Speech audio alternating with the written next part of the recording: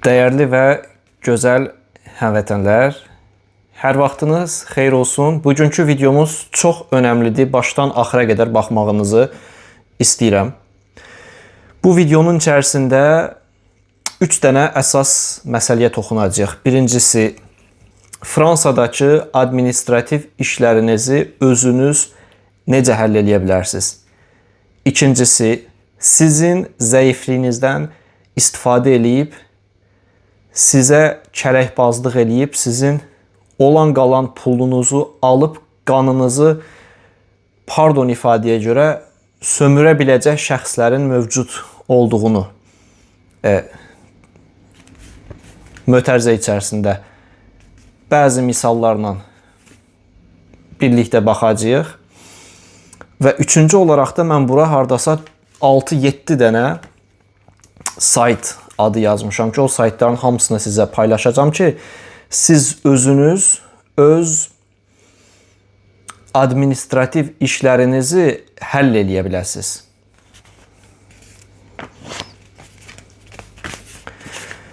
Və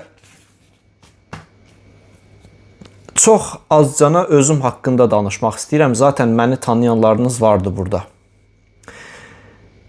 Neçə illərdir məni izləyən şəxslər vardı burada və bilirsiniz ki, mən Fransaya tələbə olaraq gəlmişəm. Tələbə olaraq gəldikdən sonra yavaş-yavaş yüksəlmişəm və daha sonra müəllim olmuşam. Müəllim olaraq işləyirəm hal-hazırda və mənim dünyanın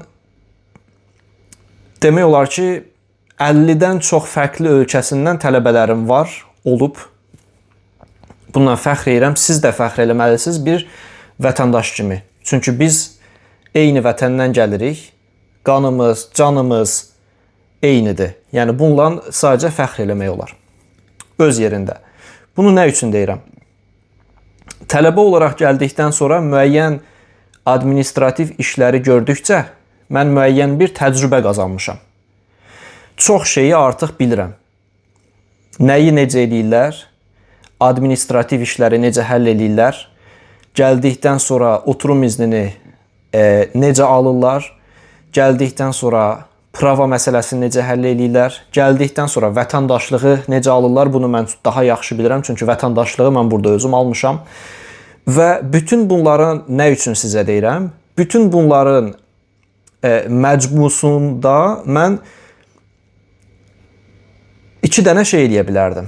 Birincisi, bəzi şəxslərin elədiyi şey eləyə bilərdim. Sizdən müəyyən miqdarda pul alıb, yüksək məbləğlərdə pul alıb, sizin əvəzinizə bu işləri görə bilərdim. Nə bilim, viza məsələsini həll eləməkdir, ondan sonra, belə deyim də, buradakı vətəndaşlıq alma məsələsidir, prava məsələsidir və s. Bunların hamısını mən sizin yerinizə həll eləyərdim. Nəyiniz vardısa onu da alardım, xərcləyərdim. Bu birincisi, bunu eləyənlər vardı. Birinci bunu eləyə bilərdim. İkincisi də pulsuz bir şəkildə bildiklərimin hamısını mən sizlə paylaşa bilərdim. Ki, mən ikincini seçdim. Və kanalımı zaten bilən şəxslər bilirlər ki, kanalımda apostildən tutmuş, universitetə qeydiyyata qədər, andlı tərcüməçi necə olur ona qədər,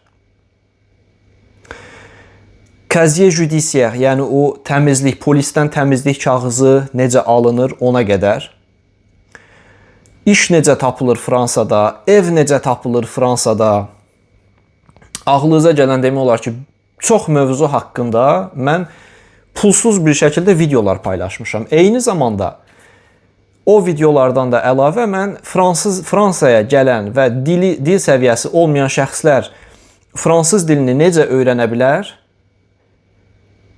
2 dənə 1 saatlıq fransız dilinə giriş videosu paylaşmışam. Yəni demək istədiyim odur ki, mən bunun ikincisini də eləyə bilərdim. Birincisini də eləyə bilərdim. Yəni nə bilirəmsə ondan istifadə edib sizdən pul ala bilərdim.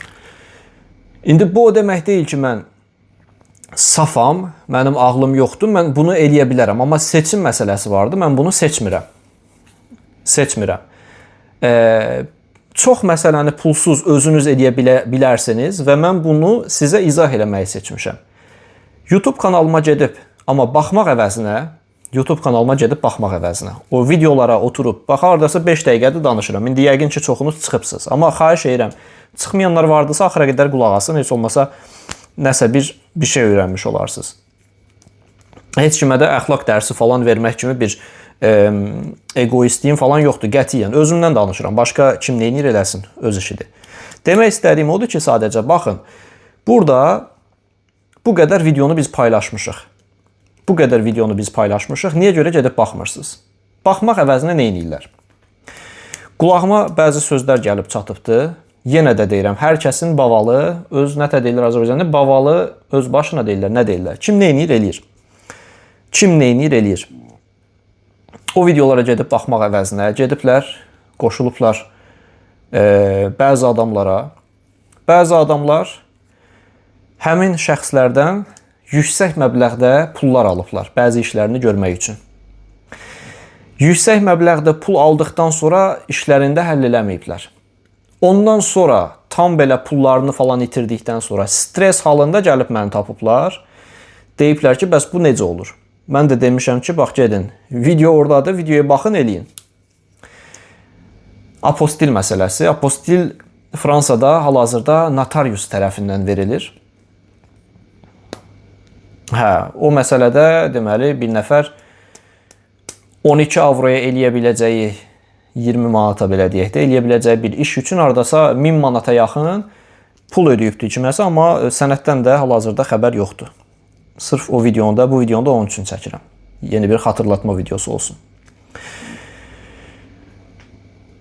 Demək istədiyim budur ki, bu 6 dəqiqənin sonunda xülasə eləmək istəyirəm ki, gözəl həmvətənlər, siz bizim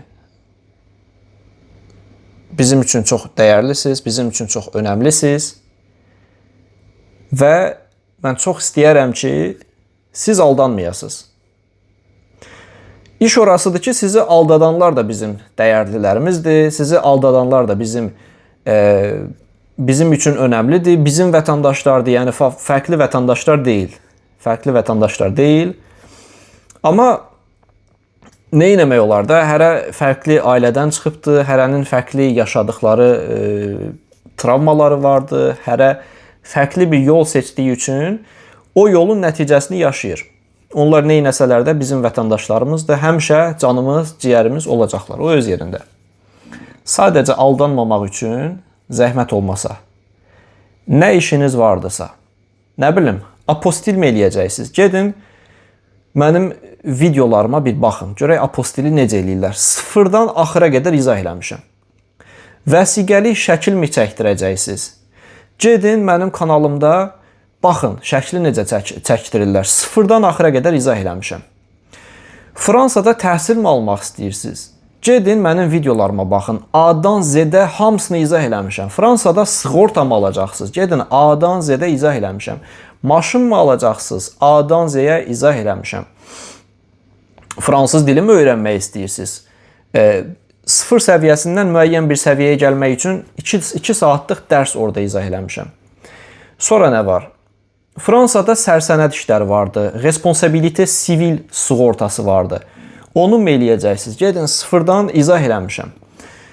Sonra Fransada yeni imtahanlar çıxıbdı. Examen sivik imtahanı vardı. Hamının qorxduğu imtahandır. Hamının qorxduğu imtahandır. Onu necə keçməyi mən sizə göstərmişəm. Yolunu göstərmişəm ki, qardaş, pulsuz bir şəkildə bu imtahana hazırlaşıb keçə bilərsən. Vətəndaşlıq mı almaq istəyirsən? Tərcüməçi mi olmaq istəyirsən? Tərcüməçiliyi sıfırdan izah eləmişəm axıra qədər. Necə eləyirlər? Hardasa 5-6 dənə onu izah eləyəndən sonra 5-6 dənə yeni tərcüməçi çıxıbdı. Məndən bəlkə də daha yaxşı tərcüməçidirlər. Yəni Fransaya tələbələr gəlibdi dəfələrlə. Bəlkə də məndən daha savadlı olacaqlar, bəlkə də dünyanı dəyişdirəcəklər. Mən bu məlumatı bilirəm, niyə özümdə saxlamalıyam? Hamısını paylaşıram. Nə bilirəmsə hamısını paylaşıram. İstədiyim bir dənə şey vardı ki, zəhmət olmasa. Gedin o paylaşdığım videolara baxın. Orada maariflənin və aldanmayın. Vətənimizdə həmin o aldanan şəxsdən soruşdum ki, sən nə qədər maaş alırsan? Siz nə qədər maaş alırsınız? Deyir ki, mənim aylıq maaşım 461 manatdır. Bu adam 461 manat pul alaraq bir ayı keçirməyə çalışır. Bir ayda sağ qalmağa çalışır və tək deyil. Bu ailənin neçə dənə üzvü vardı. Üzvlərim yemək yeməlidir, çay içməlidir, nə bilim, insanların ehtiyacları vardı. Onları eləmək üçün 461 manat maaş alır və o 461 manatdan necə eləyibdirsə, yığdığı pullar, boğazından kəsdiyi pullardan 1000 manat bir adama pul veribdir ki, bunun işini həll eləsin. Adam da həm bunun vaxtını alıb, həm bunun enerjisini alıbdır, həm bunun stresə saldığı üçün indi bilmirəm, həyatından nə qədər vaxt alıbdır. Halbuki bütün bunları Eşqi müəllimin kanalında pulsuz bir şəkildə gedib baxıb özü eləyə bilərdi. Bax, bu məni əsəbləşdirir ki, mən 5 ildən artıq bir müddətdir ki, nə bilirəmsə, istisnasız nə bilirəmsə hamısını paylaşmışam o YouTube kanalında. Və oradan gəncələr dedik, umacağım falan da yoxdur. Oradan zaten mənə pul falan gəlmir. Pul falan gəlmir oradan, heç bir şey gəlmir. Sadəcə olaraq bəzi vətəndaşlar gəlibdilər Fransaya, təhsil alıbdılar, yüksəlibdilər, motivasiya vermişəm o videolar səviyyəsində, nəticəsində. Tərcüməçilər çıxıbdı, yeni tərcüməçilər, motivasiya alıblar o videoların nəticəsində və mən sonsuz deyiləm. Mən hər bir şəxsin müəyyən bir yaşayacağı həyat vardır. Yəni demək istədiyim odur ki, mən bu bilikləri özümlə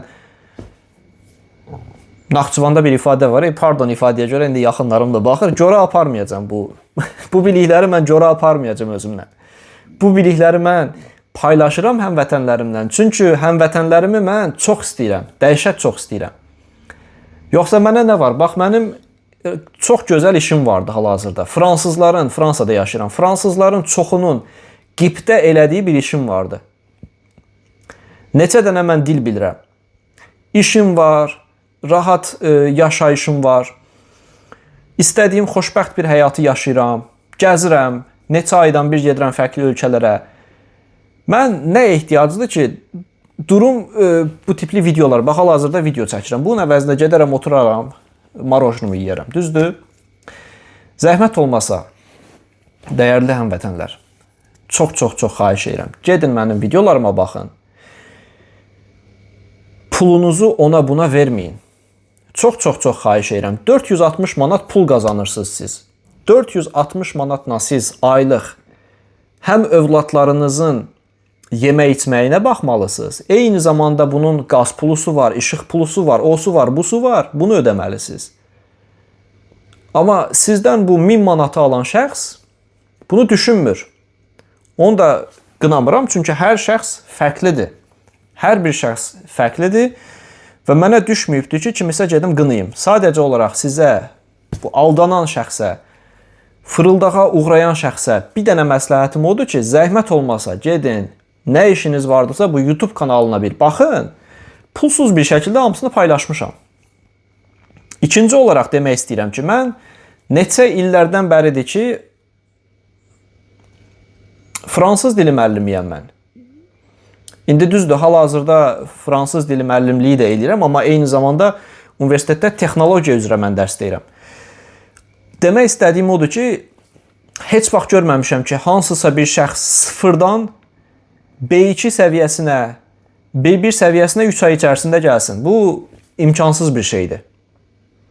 Təkdə tükdə olar, amma mən yəni bunu yaşamışam, dili özüm öyrənmişəm, fransız dilini bilirəm ki, elə bir şey yoxdur. Aldanmayın. Heç kimə aldanmayın, dəyərli, gözəl həmvətənlər. Tamam, məsləhətimi verdikdən sonra indi alıram bu kağızı əlimə. Bu kağızda yazdığım saytları bir-bir sizə deyəcəm. Apostil. Apostil üçün gedirsiniz, mənim YouTube kanalıma baxırsınız. YouTube kanalının descriptionında yazmışam, təsvir hissəsində yazmışam ki, apostil necə eləyirlər. Sıfırdan axıra qədər yazmışam. Justice.fr saytında sırf apostilə aparan bir link vardı. O linklə gedib apostilinizi eləyə bilirsiniz. Apostil məsələsində 2 dənə şeyə diqqət eləmək lazımdır. Rəsmi sənədlərinizi apostil eləmək istəyirsinizsə, icra hakimiyyətindən apostilin vurulmasından öncə icra hakimiyyətinə gedib sənədinizin surətinin üzərinə peçat vurulmalıdır. Document conforme à l'original yazılmalıdır. Conforme à l'original əslinə uyğun surət deməkdir. O peçatı vurduqdan sonra apostilə göndərirsiniz. Yəni bu sayta girirsiniz, orada apostili eləyirsiniz. İcra hakimiyyətində bunun peçatının vurulması pulsuzdur tam olaraq. Heç kimə pul verməyə ehtiyac yoxdur. Apostili eləmək 12 avrodur. 12 avro dövlət rüsumu ödəyirsiniz hər sənəd üçün. Əgər 2 dənə sənədiniz vardısa 24 avro ödəyəcəksiniz. Və bunu eləmək üçün heç kimə ehtiyacınız yoxdur. 5 dəqiqə içərisində, dediyim kimi gedin o videoya baxın, 5 dəqiqə içərisində bu məsələni, apostil məsələsini həll eləyə bilirsiniz. 12 avroya bunu həll eləyə bilirsiniz. Ehtiyac yoxdur ki, məsələ o qədər pul verəsiniz. İkinci sayt. ANEF saytı. ANEF. ANEF yazırsınız, çıxır. İş icazəsi almaq üçün. Tələbələr, əgər gəlirsinizsə, burada işləyəcəksinizsə, iş icazəsini bu ANEF saytından alacaqsınız. Titre de séjour üçün, yəni tələbə oturumu üçün. Tələbələr, Fransaya gəldikdən 3 ay içərisində, yəni 3 ay vaxt verilir sizə ki, ANEF saytına girəsiniz və həmin o ANEF saytında öz vizanızı təsdiqləyəsiniz, sizə titre de séjour versinlər. Bunu da ANEF saytından eləyirsiniz. Pulsuzdur. Pulsuz deyil, pardon. Bunu eləmək pulsuzdur, amma dövlət rüsumu var. Tam xatırlamıram, 55 avro falan dövlət rüsumu olacaqdır. Amma yəni bunu özünüz eləyə bilərsiniz. Əlavə olaraq heç kimə 1000-2000 manat falan verməyə ehtiyac yoxdur. Vətəndaşlıq almaq üçün. Vətəndaşlıq artıq müraciətləri də ANEF saytından idarə edilir. Və bunu da özünüz eləyirsiniz. Özünüz eləyə bilirsiniz. Sonra təmizlik kağızı. Yəni əgər siz casier judiciaire alacaqsınızsa,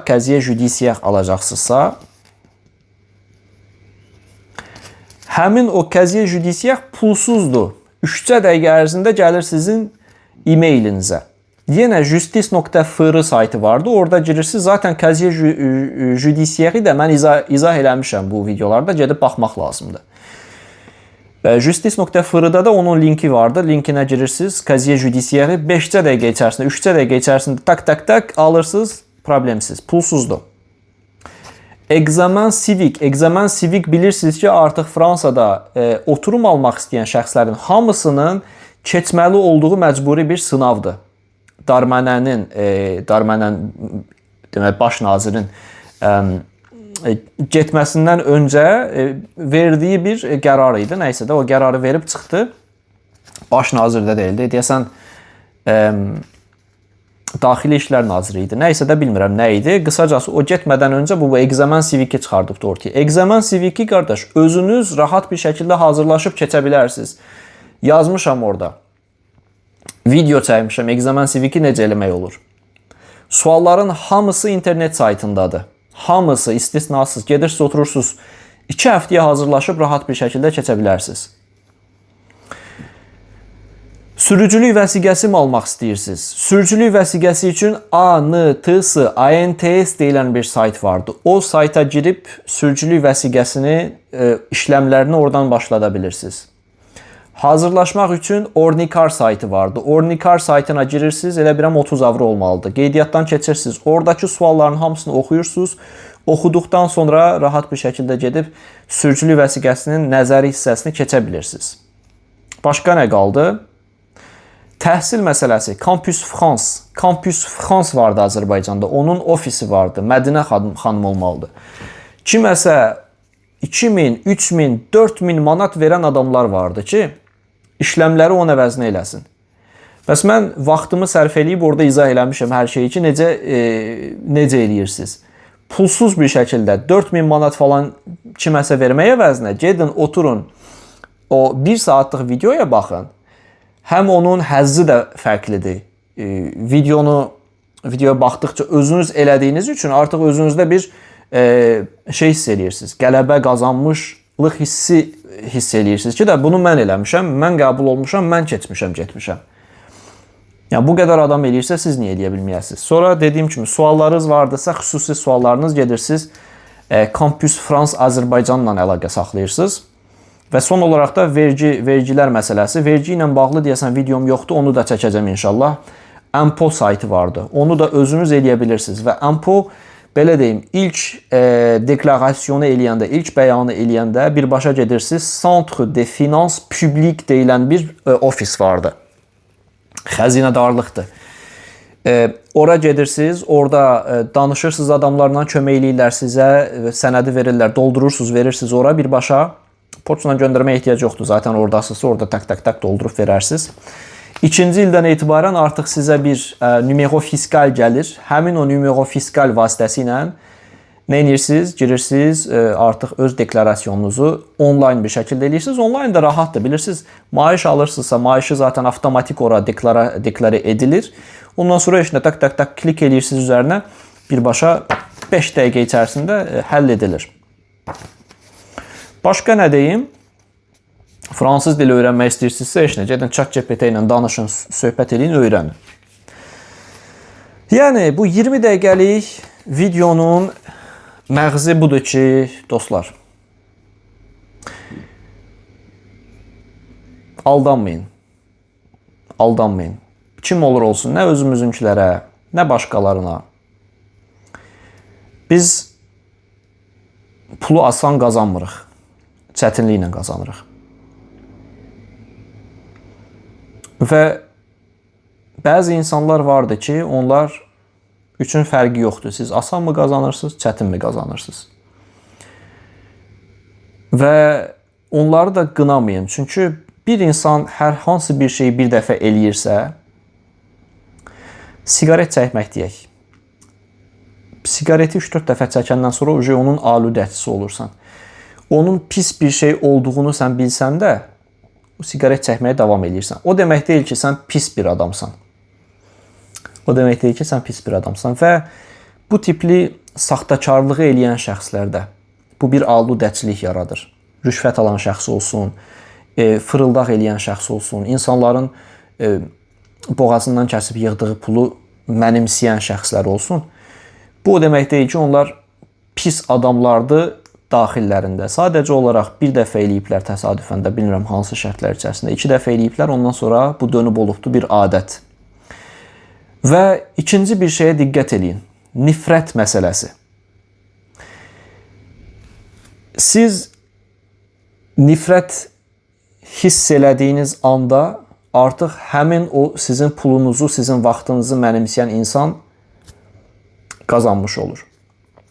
Və onun üçün də çalışın, heç bir şəxsə qarşı qətiyyən içərinizdə nifrət hissi olmasın.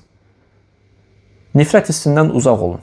Dünya nifrət hiss eləmək üçün çox qısa bir məkandır. Biz bu dünyaya gəlmişik sevmək üçün, sevilmək üçün, yaşamaq üçün. Pozitivə fokuslanın. Bir dənə nağıl vardı. O nağıl deyəsən kimin Ezop olubdu qədimdə. Onun belə təmsilləri olur. Təmsillərdən biri əqrəb və qurbağa haqqındadır.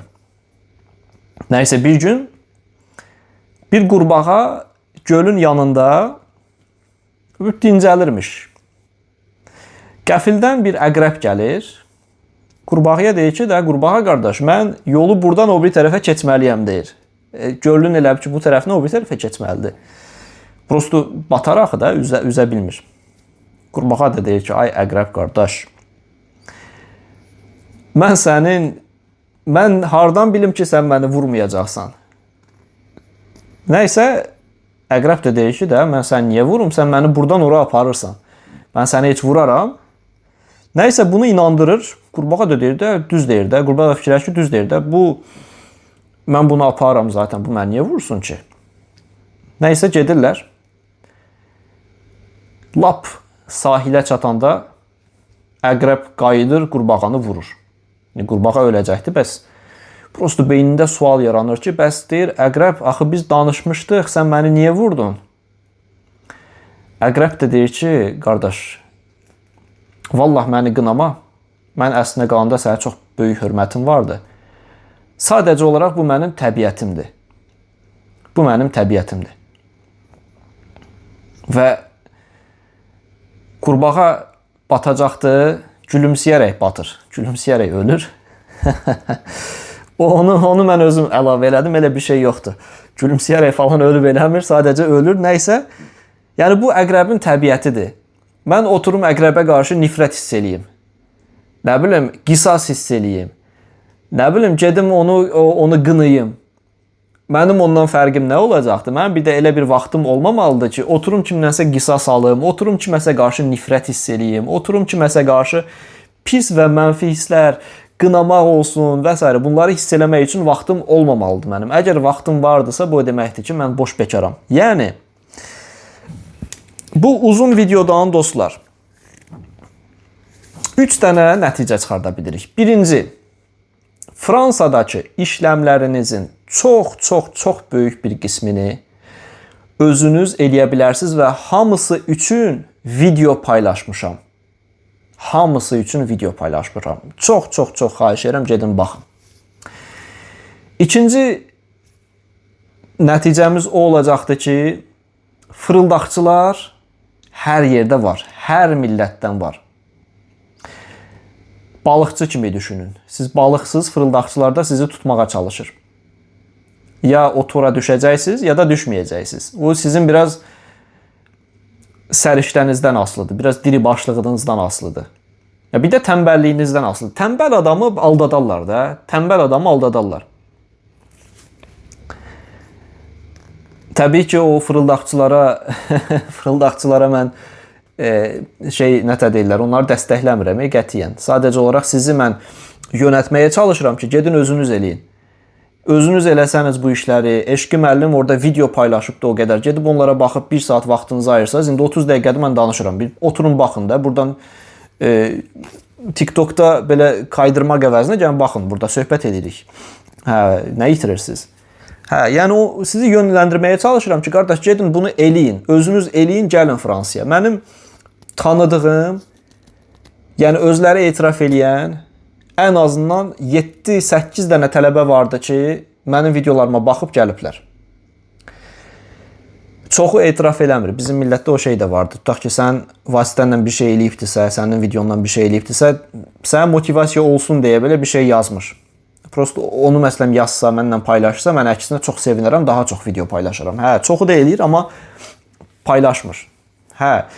Demək istədiyim odur ki, gedin işlərinizi özünüz görün, pulsuz da hamısı. Cəmaata da 1000, 5000, 6000 manat pulunuzu verməyin. Və üçüncü olaraq da qətiyyən nə baş verirsə versin, qəlbinizə nifrət hissini yaxın buraxmayın. Nifrət hissidir, qınaq hissidir, şikayət hissidir. Bunların heç birini qəlbinizə yaxın buraxmayın. Hətta o fırıldaqçıları da sevin. Hətta o əqrəbi də sevin. Sadəcə olaraq fərqində olun ki, bilincində olun ki, onun təbiəti elədir. Onun müəyyən bir çərçivə olmalıdır. O çərçivədən daxilə girməməlisiniz. Həmin o çərçivədən içəriyə girən kimi ola bilər ki, o sizi sancar. Amma o demək deyil ki, o sizə nifrət elədiyi üçün sizi sancır. Onun təbiəti elədir, onun adəti elədir. Bəzi insanlar elədir və artıq özünüzü qorumaq da sizə qalıbdır. Bunu eləməlisiniz. Amma qətiyyən heç bir zaman qəlbinizə nifrət toxumu dolmasın və həmin o şəxsə qarşı nifrət toxumu dolduğu andan etibarən artıq siz itirmiş sayılırsınız. Həyatda həyatı sevin. Həyat çox gözəldir. Nəfəs alın. Dərindən nəfəs alın. Yaşayın. Gəzin. Günəşə baxın. Küləyi hiss eləyin. Yağışı hiss eləyin. Sizi sevən insanlar əhatəsində irəliləyin. Fırıldağa mı uğramısınız? Bu böyük bir macəradır. Bunu gələcəkdə nəvələrinizə və s. danışarsınız. Amma çalışın ikinci dəfə düşməyin də bu tipli fırıldağa. Əziz həmvətənlər, siz mənim üçün çox dəyərlisiniz. Çox istəyirəm sizi, çox hörmət edirəm sizə. Özünüzə yaxşı baxın, özünüzdən müğayət olun. Saygılar, hələlik.